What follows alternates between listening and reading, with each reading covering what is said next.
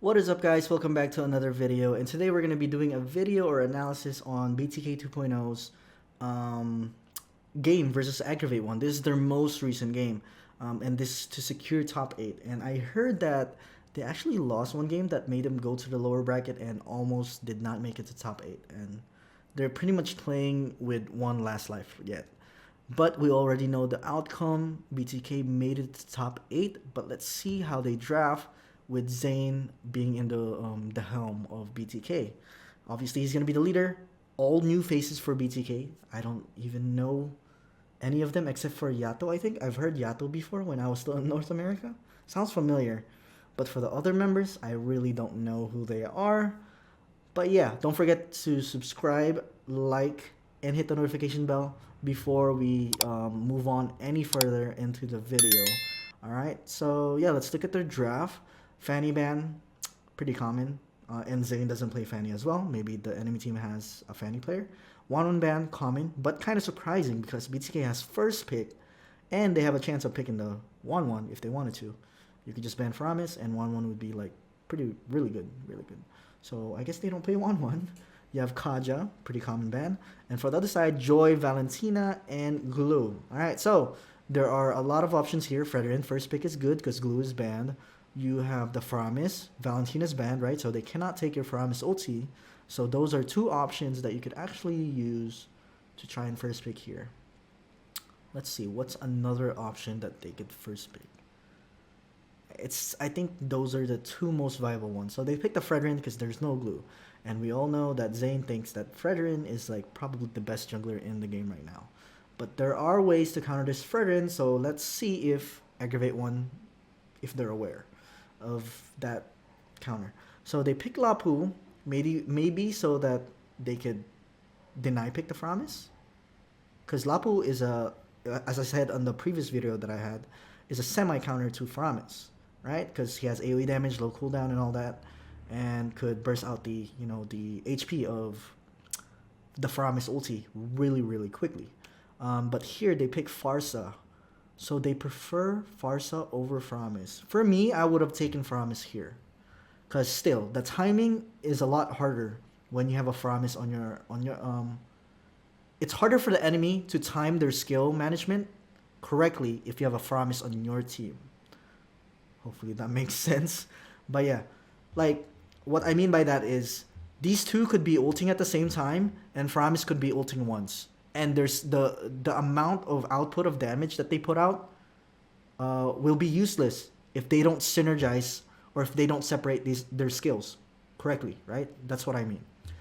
For Claude is really good against Farsa, obviously, because Claude could get into the back line and Farsa cannot do anything about it. So to counter Claude and Eve, to counter Eve and Farsa, sorry, you pick Claude, this is a good pick, and they also deny pick this from the enemy so that they don't have AoE damage, more AoE damage to counter the Framis, which is a good pick from BTK so far.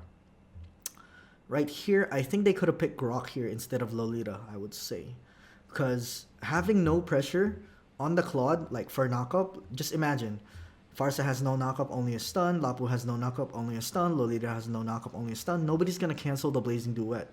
But if you have a Grok here, even if he picks Purify, that gives him pressure to Purify on time or get the timing correctly on the Purify so he doesn't get knocked up during his Blazing Duet. So, you know what I mean? It just adds a little bit more pressure for Claude. So that's why I'm not a big fan of the Lolita pick here. It's all right because you could still shield the Blazing Duet, but you're not always going to be in that correct angle to shield the Blazing Duet, right?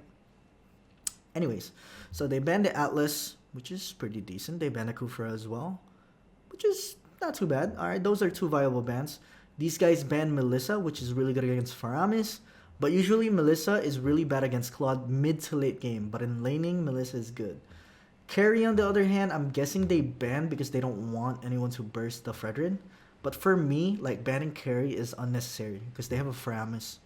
And Carry is only single target, right? It makes it really hard for Carry to do it, to melt them with the Framis ulti.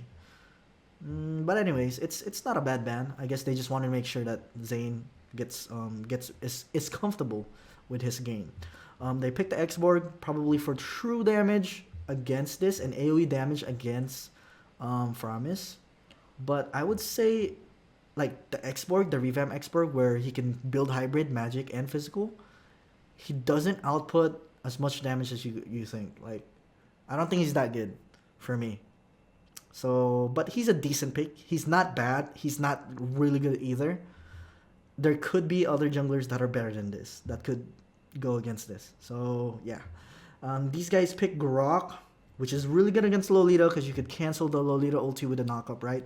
So that is a really good pick, and I don't know who this is. He has a Petrify, Benedetta, or Yuzhong XP maybe? I don't know. Yeah, those are the only two that takes Petrify, and these guys pick Lunox. So they have double mage.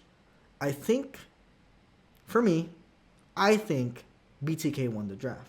Because if you think about it, if they have double mage and let's say Zane builds Athena's and Radiant, who's going to kill Fredrin, right?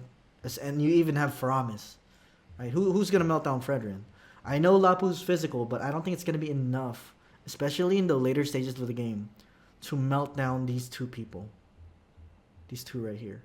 Especially with the Faramis as well. Just high sustain. So, for me, in terms of draft, I really think that BTK won the draft. Alright, so yeah, let's move on to the game. They could have picked a marksman. I guess they got scared of the Yuzhong and they didn't want to pick marksman. But that doesn't, you know, I think you still needed to pick a marksman. Even a Moskov would have been decent here, I think. Moskov, who else would have been decent here against Claude? Brody would have been hard because there's a Yuzhong. Yeah, I think Moskov would have been quite viable. AoE damage for the Framis and high sustain with the Host Claws and all that. So even if Yuzhong goes and pressures the Moskov, he could lifesteal, right? Anyways, looks like it's a standard setup so far. Both junglers. Let's see how their pathing is going to look like. So Zane started red and X-Borg started blue. So let's see here. If you go back here, as you can see, while X-Borg is actually doing the blue, you're going to see Grok actually give some vision and some info on this blue buff, right? So he knows, oh, Zane. X-Borg started blue. So that means it's actually a good idea to go here first for jungle pathing, right? To deny this green camp. And then have Grok fall back and give vision at the river here. Right here. Okay? So you can deny this green camp and try to deny this or force retreat the X-Borg here on the litho while Zane is getting this green camp. And then he goes back here. After this green camp, Zane goes back here to the blue buff and this green camp right here. To get that slight advantage against X-Borg. But they're not doing that. They're just going the standard path. They want to play it safe. Standard pathing. This is a pretty early gank from Farsa, but it's good. Yuzhong got very low. Not too bad. But yeah, Zane could have like denied this so hard. Let's see if he's going to get this green camp here. This is what I mean. See, if you put Grok here, I think X-Borg is going to be too scared to even go into this green camp. Here we go. Okay, who's going to get the gold camp? X-Borg got the gold camp, and Zane did get the green camp. So now, the problem is, X-Borg got the blue buff, both these green camps, and I think... Oh, he didn't even go for the litho. Actually, this X-Borg did not even go for the litho. So now X-Borg is going to get this green camp. You know what I mean? When you could have denied it. Could have denied it with the info that Grok gave you. So that could be a little bit better. I know it's a small thing, but if you're in pro play, all the small things matter. So, yeah. See what I mean? So now they're like at equal levels. And if you still don't know, the jungler with a higher level has an advantage on the retribution. So denying these camps are really important because that gives them that extra slight advantage when you're having a retri battle. Alright, right here, I would say, why is Yuzhong... Look at Yuzhong, he's level 3, right? He just turned level 4, but Faramis is still level 4. So he needs to put presence in the lane so that Faramis could get level 4. Because if he doesn't help Faramis, Faramis is going to get poked by Farsa and Lapu. Even if Faramis gets level 4, in most cases, he's not going to be able to help the turtle because he's going to be low, or he's going to waste the ulti. So what Yu Zhong needs to do here is put his presence in front so that Lapu and Farsa get scared. But with this, he fell back. He went to Tribush like super early, and he did not even help the Faramis, which makes it hard for Faramis to try and clear this minion wave. You see, and he's really late at the Faramis is late to the team fight. When if he helped Faramis, he could have been here a lot earlier, and this could have gone a little bit better for BTK. Plus, Lapu Lapu and Farsa wouldn't have gone and helped so easy if Yu Zhong had the presence right here in the river, right? So little things like that could be improved for BTK, but very well done from the Aggravate one so far, right? So far they're doing pretty decent. That was a good setup. They played that pre-lord, or they set it up, that pre-turtle a lot better than BTK. Alright, let's see what happens here. Grok is gathering info. They know that Xborg is doing red. Okay, a little bit of plating from Yu Zhong. Okay, from what it looks like, both junglers are just going with standard pathing. And yeah, standard pathing. Nothing really special. Okay, Zane gets the litho. That's good. Zane is a little bit ahead than Xborg in terms of farming. Right. Obviously, this is pretty standard right here. Babysit the gold lane, let them farm, and just give vision. Alright. I think Farsa is overstaying here. And like, what are you doing here for so long, right? Because if you think about it, let's see, when does he get spotted? Right here. He gets spotted by Grok. At this point, there is no more surprise factor for you to even gank this gold lane. So staying doesn't make sense, right? So it's actually better for you. Plus, actually, their minion wave is not at equilibrium, meaning that this minion wave is probably going to push. It's not going to go towards their side of the map. This minion wave is going to push. They have one little minion with little HP, and they have one cannon minion that has like a little bit of health chunked off. So the best case scenario is Farsa to actually fly mid and clear fast and then go back to the gold lane. But instead, he's wasting time here to try and, what, poke, I guess? Poke. Look, there's no more surprise factor. What are you going to do here? When you could be clearing mid. And Faramis is doing exactly just that. He clears mid, and then he goes back to the gold lane. While he goes back to the gold lane, Farsa needs to fly here at mid, and he has to clear the wave. And he's missing out a lot of gold and XP, right? Because the tower is gonna hit those little minions. Okay, I think Zane fucked up there, or the Yu Zhong fucked up.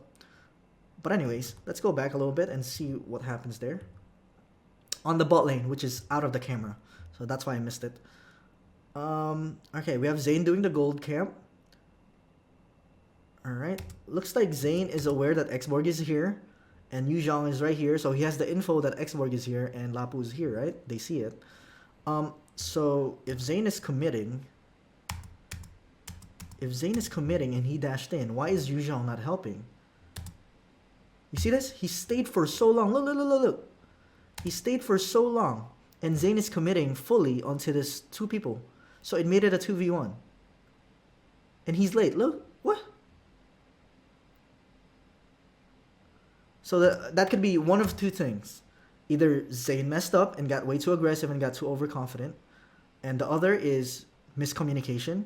Yu Zhong did not listen, or he just does not know what he's doing. It's one or the other. I don't know what's going on behind their comms. Like, Yu Zhong could have said, "Oh, we're just relaxed. Let's just farm because the turtle is about to be up. I want to save my dragon for the turtle," and he didn't want to engage, but Zane engaged anyways. Or it could go the other way around. Oh, let's fight this so that we kill Xborg, and then we could set up for a turtle a lot better, take his blue buff before the turtle, and then we get an advantage on the turtle. But he doesn't have dragon. He's not going to have dragon. So it could go both ways. But from what it looked like, it was definitely a hard miscommunication from this Yuzhong. This Yuzhong, I'm not feeling this Yuzhong. I don't know. For me, I'm really not feeling him. Like, he's late again. Look, he's late again. He's late again. Look, the dragon is so late. What are you doing? Look. All right, Xborg and Framis are already pulling turtle, and where does he go?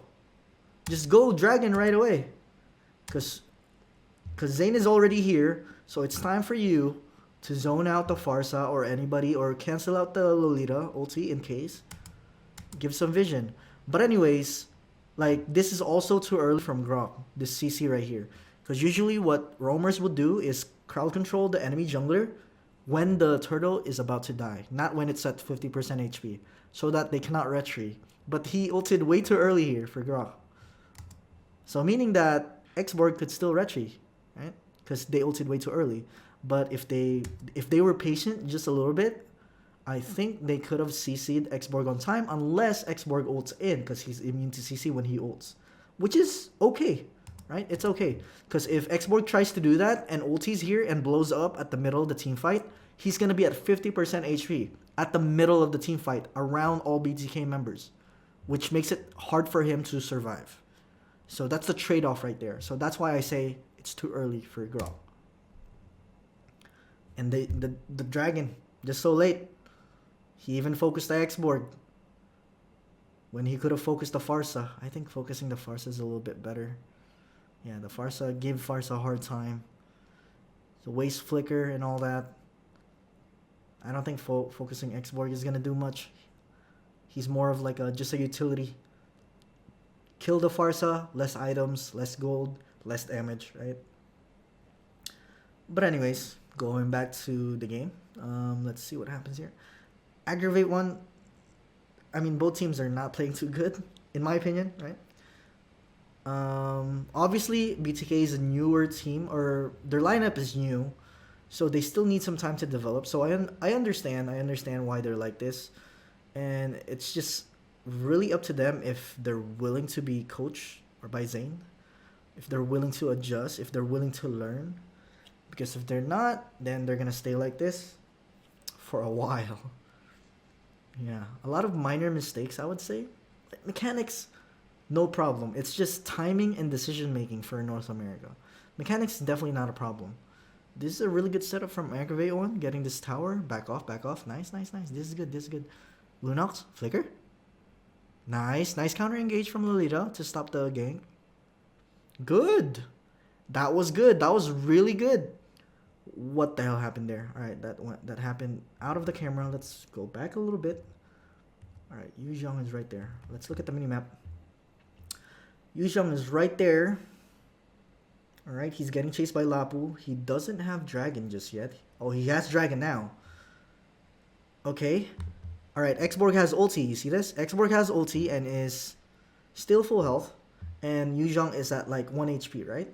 And Xborg ulted for the Yuzhong that is 1 HP. Ulted. Keep in mind that when Xborg ultis and blows up, his health goes down to 50% HP. So I don't think it was necessary for Xborg to actually try and ult this. Just use your first skill and I think he'll die. And if Yuzhong doesn't die, it's okay. It's okay. He recalls. Or Lapu kills him. But instead, he ultis, gets himself to 50% HP, and then Yuzhong goes for a Petrify knock-up combo and gets killed. So that's really bad, I would say. From, what's his name? From Vert, Xborg. This is a good setup from BTK, actually.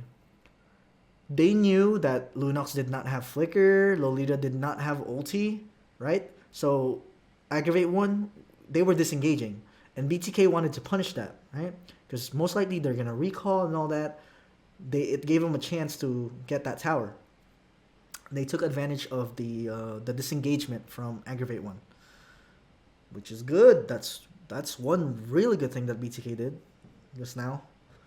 Alright, they got the turtle. Alright, who's going to get this? Most likely. Ooh, Xborg still got it.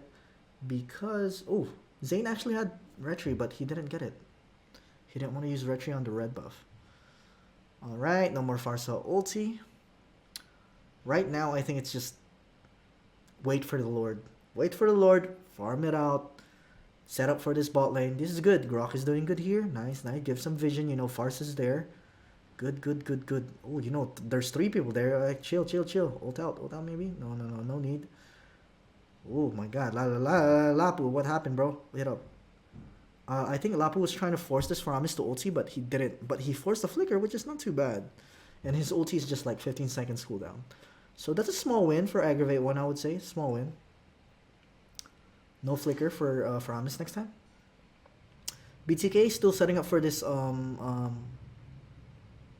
lane here, but Grok got poked way too much.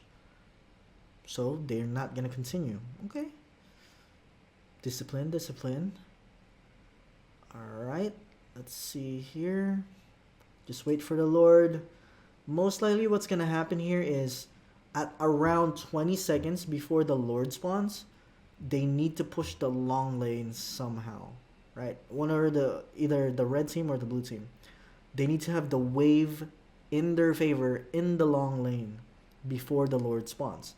And I'll explain that a little bit more when the wave spawns. Alright, we already see Claude clearing here, right? So BTK's long lane, they need to clear this last wave if they want their lane to be in favor, right? What happened here? Faramis almost got poked, but he got away. Alright, this is good, this is good. The Lord is at 15 seconds, and Claude is doing really good right here. They're pushing the long lane and putting pressure on the opposite side of the Lord. And Grok is doing really good, giving vision and making sure that nobody is going to be able to set up against this Claude. Good, that's another good thing that BTK did. Nice. But this is what I mean by playing the long lane. After getting that tower, there's one more minion wave coming in, right? You can see on the minimap. Usually, if you look at your minion wave, it mirrors the enemy minion wave. Unless you have minions like deep down into their lane. So what Grok and Claude needs to do here, while Zane is pulling this Lord, alright, they need to clear this last minion wave, so that this lane is not in equilibrium. And they have pressure on the long lane. So let's see what they do. Yeah, Grok and Claude need to clear this right here. And same with the other team, actually. Same with Aggravate 1. They need to clear one more minion wave so that their minions are in favor on their side. If they both clear, then it's at equilibrium again, and it's fine, right? Because minions don't spawn until like every 12 second of the minute or every 42 second of the minute, right? But none of them cleared it, which means that both these lanes are going to be in equilibrium, and they just want a 5v5. So, like, having a slight advantage in the long lane really matters, because this slowly gets pushed if your minion wave is at an advantage, right? It slowly gets pushed. And the other team needs to decide, oh, do I want to protect this second tier tower, or do I want to join the team fight and just fight 5v5 with the trade of getting this tower taken down? Right? That slight advantage on playing the long lane correctly. Because right here, there's so much time to play the long lane and just take advantage of that. But anyways, it looks like it's going to be a 5v5 fight. Yu Zhong is really... Finally, Yu Zhong did something good. He is ulting and zoning out. They CC'd this X-Borg. Alright, Lolita. Alright, take it down slowly. Lolita went for a counter engage really well. Really good counter engage, right? And then Lapu is really doing a really good job trying to force the ulti on Faramis. Really good, Lapu. Yu Zhong did a really good job zoning the Lunox, which is also good. Alright, so now the problem is, if you see the X-Borg, right? His team is focusing on the heroes. Lapu is focusing on the heroes to try and get the Faramis ulti out. Lunox and Farsa most likely focusing on the heroes, right? And Lolita, obviously, ulted like these 3 heroes right here, had a really good ulti. But X-Borg, look at X-Borg, he focused on the Lord, which makes it that the DPS here on the team fight, where his teammates are focused on, it's not enough, right? It makes it a 50-50 retry here. For me, it's a lot better for your team to actually focus on one goal instead of multitasking, especially in the Lord fight. If we're calling Burst Lord, alright, Burst the Lord. If you're calling burst hero and focus on hero, all of you should focus on hero. Alright? All of you should focus on hero, or at least your DPS should focus on hero. Because imagine if Xborg blew up here.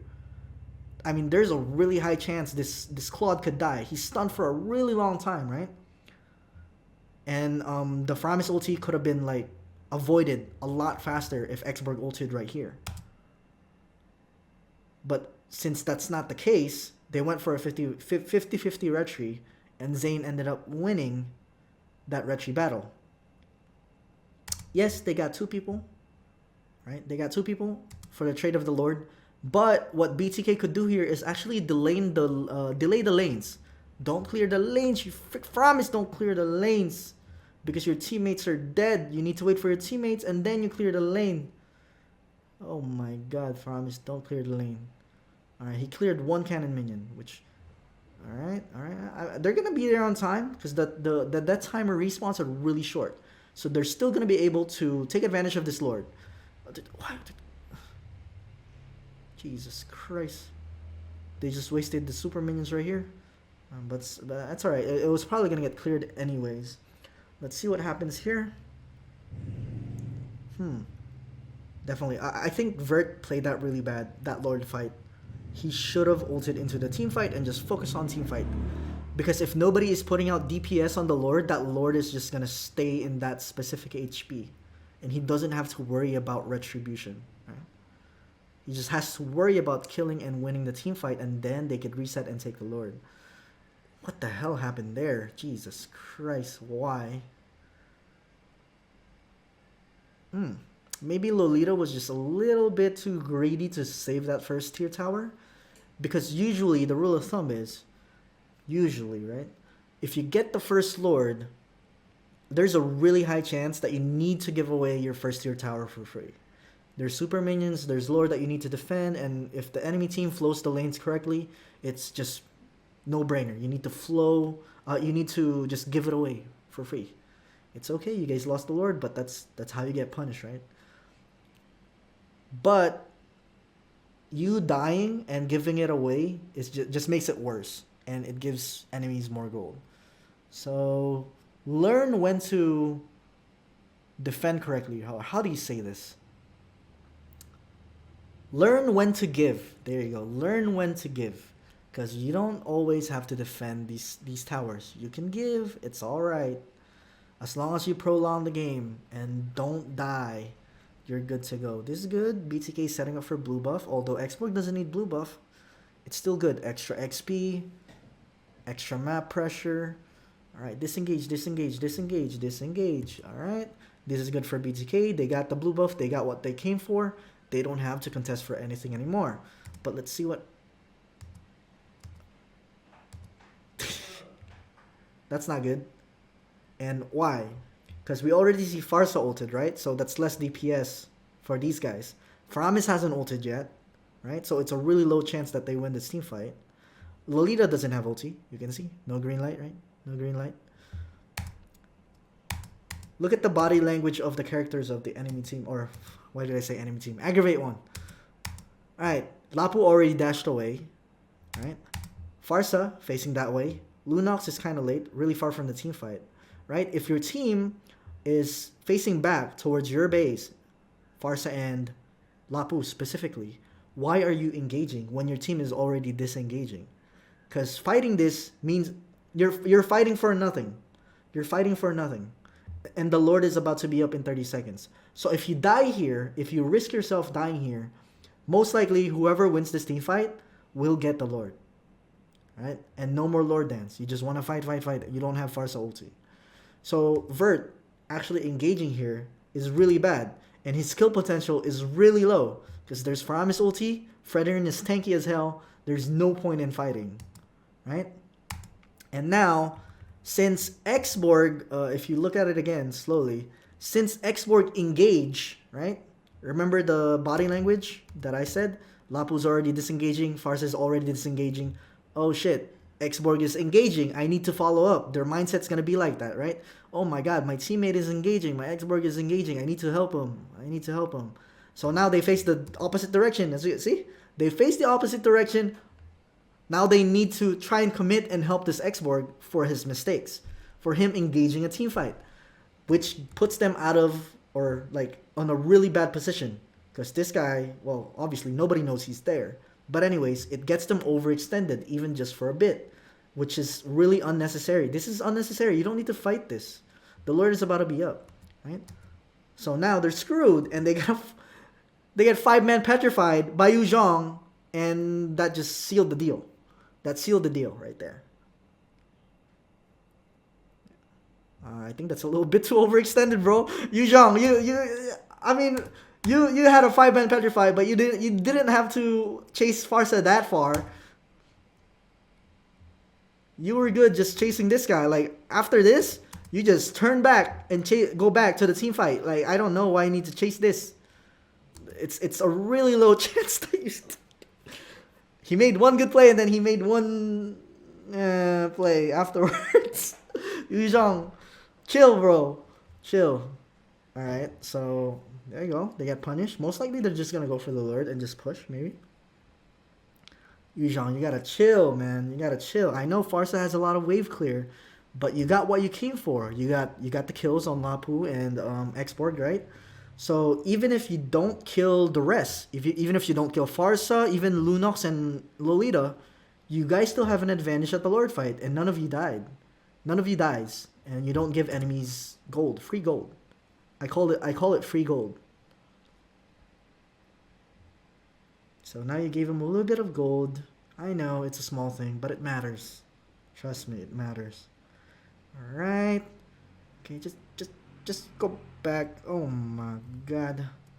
First of all, if I'm Aggravate 1, I don't have a Retribution user. He's dead, right? So there's no point in contesting this. Right? He's freaking dead. Even if you contest this, what are the chances you're gonna get the Lord? So it's actually sorry about that, my battery's low.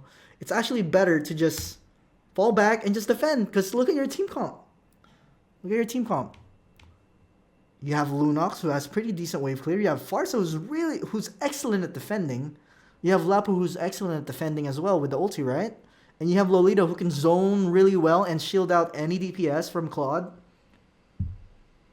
But instead they fight for no... Look, they're fighting for no reason again.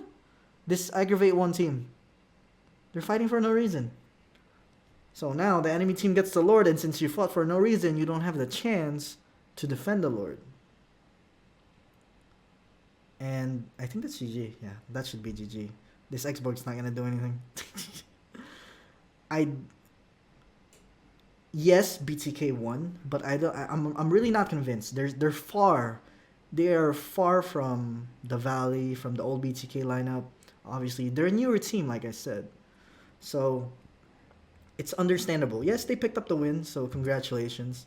But if I'm Zane, I wouldn't be satisfied with this win. I'm going to be honest with you. There's a lot to work on, right? I don't know if Btk was alright and the enemy team was just kind of bad. I think Xborg played really bad that game. Xborg played really bad. I think Lolita played the best. Either Lolita or Lapu played the best for this team. Yeah. But other than that, like, everybody else played kind of bad.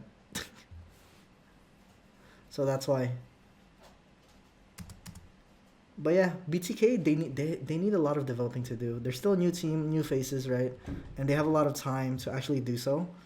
So, anyways, maybe I'll like review a Gosu game or the Ohio Brothers next for my next video. We'll see and see how they fare off. I'm expecting better, especially from the Ohio Brothers. That sounds like a more, because even with new faces, I know their players, like best player 1, right? He used to be Gosu. Gosu, I don't know their roster anymore. I don't know their lineup, but they made it to top 8, so I'm kind of curious what they have to offer. But yeah, if you guys want updates on that, make sure to like, subscribe, and hit the notification bell before you leave, so you get the notification whenever I upload a new video and new analysis and other types of videos. But yeah, thank you guys for watching, and that's all. Peace.